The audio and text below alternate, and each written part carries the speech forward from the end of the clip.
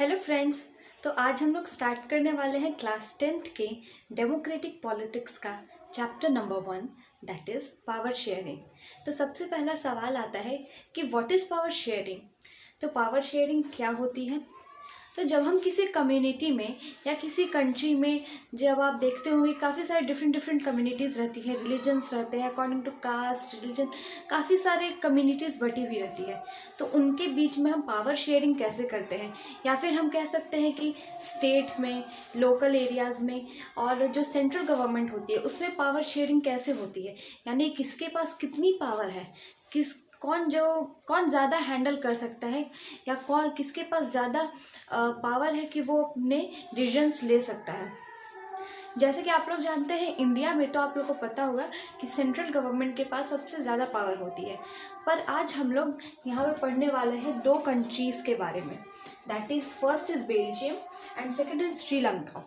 तो इस वीडियो में हम बेल्जियम के बारे में पढ़ेंगे कि बेल्जियम में पहले कैसी स्थिति थी और फिर उसके बाद पावर शेयरिंग के बाद उसमें क्या बदलाव आए।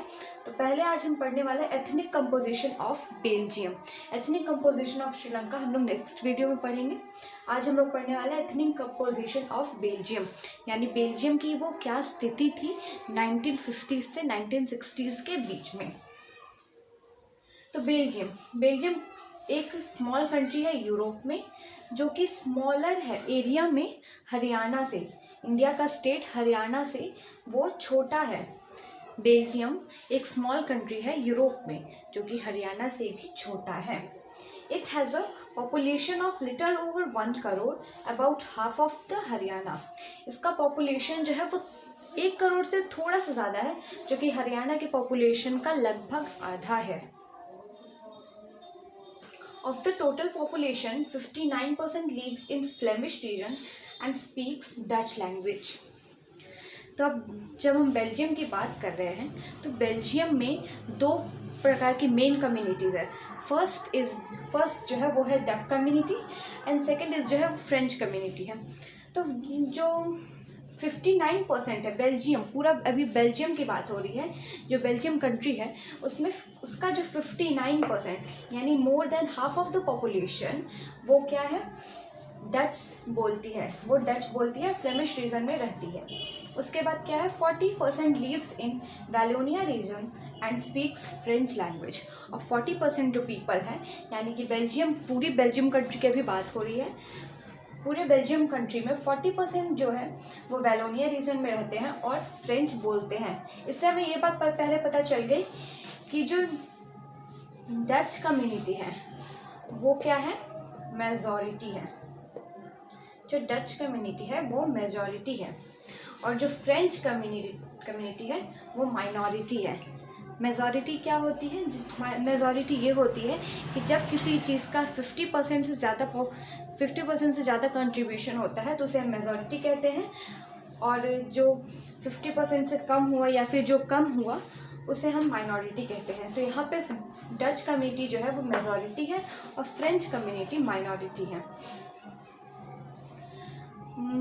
Remaining 1% speaks German.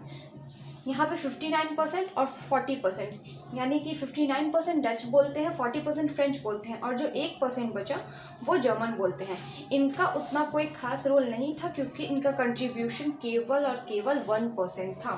जो मेन दो कम्युनिटीज़ थी वो हमारी थी डच और फ्रेंच।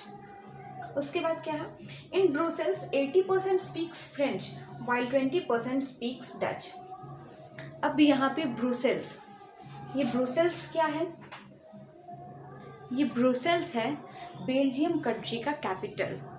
ठीक है, ब्रुसेल्स बेल्जियम कंट्री का कैपिटल है, यानी मेन आप कह सकते हो मेन शहर है। अब यहाँ पे बात क्या थी, यहाँ पे मेजॉरिटी हमने पढ़ा कि डच था। मेजॉरिटी किसकी थी, डच की थी, और माइनॉरिटी थी फ्रेंच की।